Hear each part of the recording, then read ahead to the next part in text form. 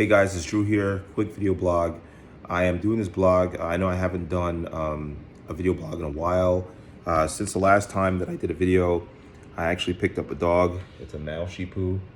She's really not as nice. I mean, she's nice. She's a good girl, but she's really not as calm as she's making it seem right now. She's all over the place, and I'm always picking up her piss and her poop.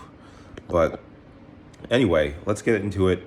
The reason I'm doing this video is because I think it's important that a certain voice be put out there, and maybe a certain. I'm not about to tell you that we're living in very, very evil times. I'm not about to tell you that because I think you already knew that.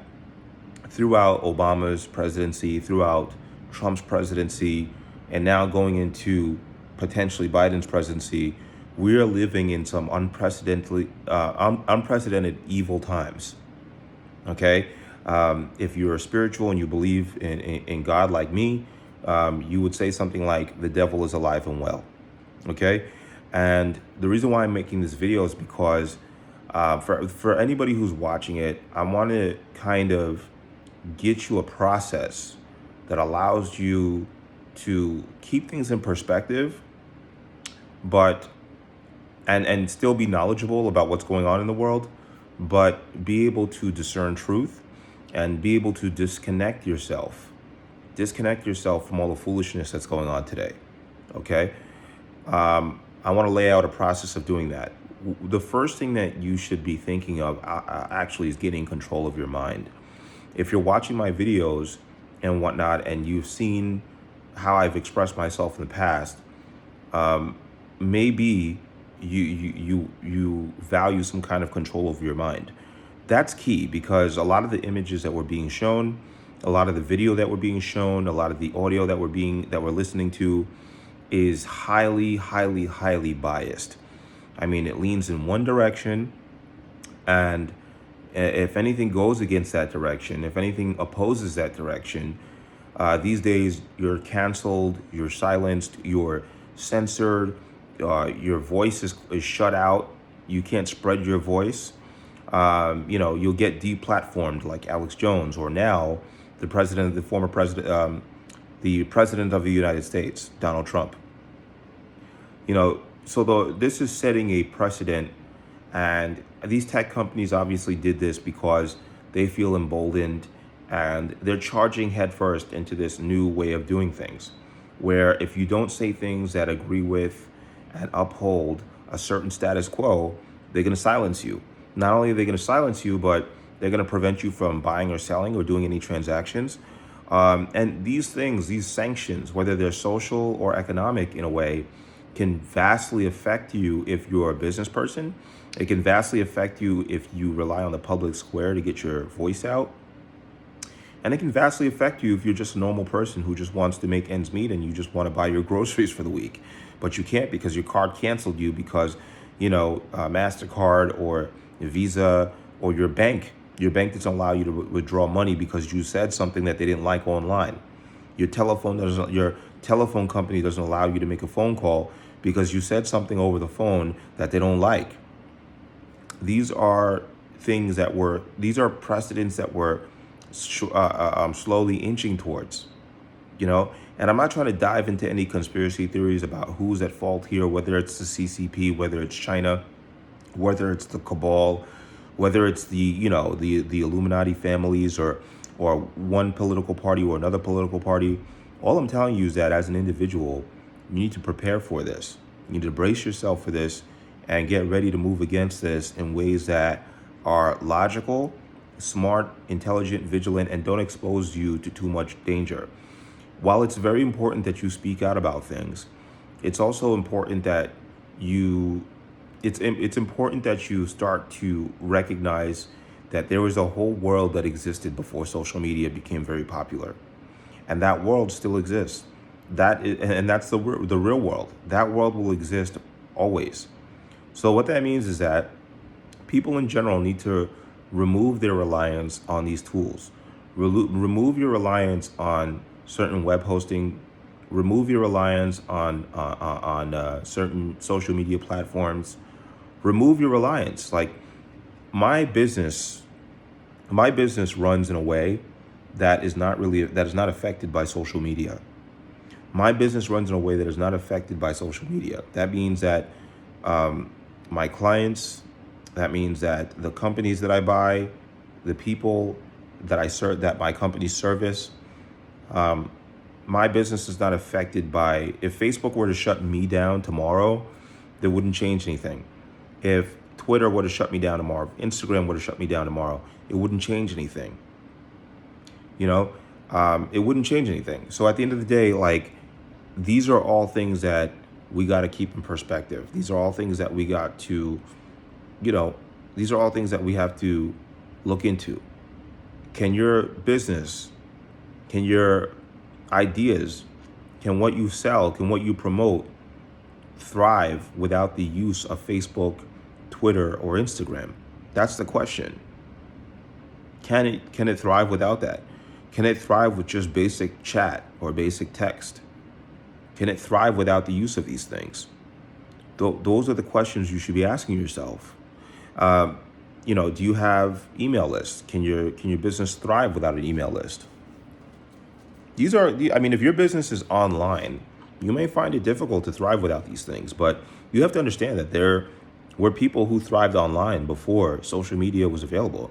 And before the internet was widely available, there are people who thrived still in business. It's just that everything was more personal, forced you to go outside and actually shake hands and interact with people. Do you see what I'm saying? So there's always these needs that exist between people, and these things that have to be fulfilled between people, the mode of trade and exchange and things like that. You can't shut those things down without shutting the entire country down. And they're trying. They're outlawing the ability to do business in certain states and in certain cities. They're heavily sorry about that. They're heavily censoring conservatives and conservative ideas. They're making it difficult to make certain moves. They're making it hard. But if you move in a certain way, you don't have to be affected by this. If you move your reliance off their systems, you don't have to be affected by this. So that's what I would suggest. Real independent ownership of your business is what I would suggest. I would highly suggest it.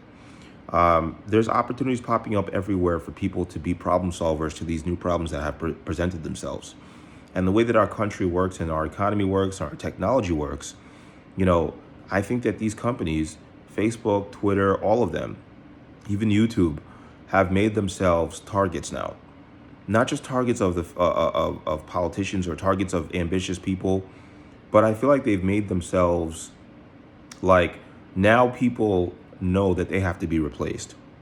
And the first person that's able to successfully meet that need and is independently owned and respects freedom of speech, respects privacy and all these things is going to be a billionaire.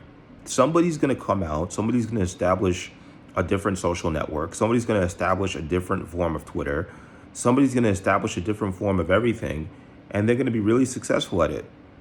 Because there's a need right now for millions of people for a platform that allows free exchange of ideas with no censoring whatsoever. That's a need that needs to be fulfilled. When you censor things and when you don't allow things to flourish, the need doesn't go away. The energy is still there. The need is still there. You're just blocking it from being fulfilled. So whoever does fulfill it is going to become insanely wealthy. And they're also going to be revered by the people that you use that platform. So there's plenty of opportunities. Whenever there's chaos like this and whenever there's downturns, there's opportunity.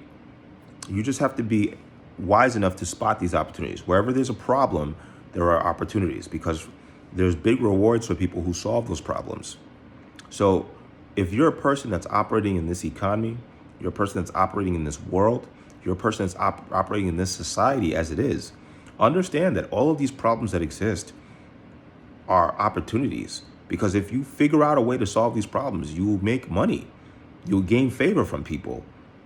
If you figure out a way to address these issues, you will gain favor from the economy, from the people whose problems that you are solving, and so forth.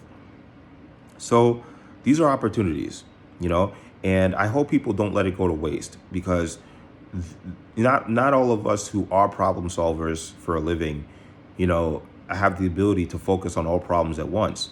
Like, the problems that my businesses solve, help a lot of people, and I get paid very, really well for it through my businesses.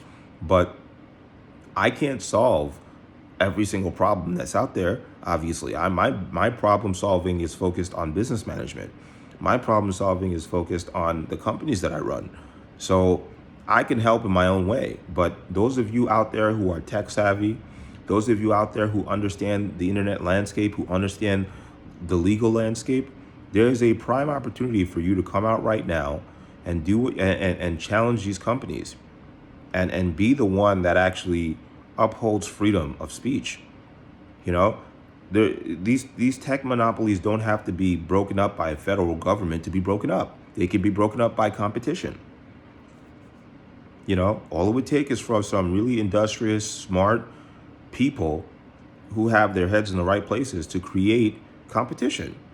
And it's going to come.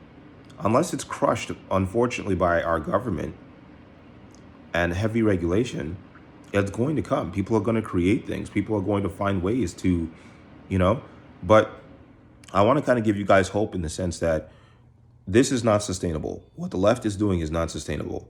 Censoring people, forcing ideas down people's throats that they don't want to accept. None of what they're doing is sustainable. It has failed at every single point in time in history. You cannot imprison people forever. You can imprison people for the end of their physical lives, but ideas cannot be imprisoned. Ideas will always flourish, and free will is one of those things that people are supposed to have. Now, you look at places like North Korea, you look at places that don't have these freedoms and whatnot, and people live there for many, many, many years. There's some people who grow up their whole lives in these countries, and that's all they know, and I feel terrible for them. But that doesn't happen. That doesn't have to happen to the rest of the world. And a lot of these places where people live like that are homogeneous societies. So it's going to be very difficult to get all of society, from everybody from all walks of life, to agree to that. If you look at the Islamic background, for example, Muslims are not exactly easy to tell what to do and to control. Neither are white men. You know what I mean? They tend to have a rebellious streak. They don't exactly follow. They tend to fight for their rights. Muslims do. I'm not singling out these cultures. I'm just saying that what I've observed over history, they tend to fight for their rights, and they will fight until they die. As long as that spirit, as long as that fighting spirit is there, and as long as people have hope, as long as people have as long as people don't give up and don't relent on their ideas and their freedom and their free will, we can't be defeated. We really can't, because it's a universal law. Free will is universal law. You may be able to imprison one person for the rest of their life. You may be able to kill a couple thousand dissenters, but you cannot kill the entire world. You can't. You cannot rule the entire world with an iron fist. It's just too big. It's just too massive for one person or even a small group of people to be able to do. You would need so many resources and so many people on deck, so many hands on deck. And even then, all of those people would have to be aligned with you completely and totally. That would just take an enormous amount of resources. And why? Why would people follow you like that? No one person has the resources to be able to fulfill everybody's needs and desires. So it wouldn't work out in the long run. What it would do is that in the short run of our lifetimes, make our lives very difficult. But eventually in the future, it wouldn't work out. So this is something that I believe, those of you who are viewing my video, give it some thought. Think about it. Start thinking about yourself as a human being, and building yourself up as a human being, physically, on a soulical level, and on a spiritual level. And forget this garbage society and the stuff that they're promoting. Find what matters most to you. And if you're a believer like myself, ask God for guidance and he will give it to you. And that's all I got to say. God bless. Peace.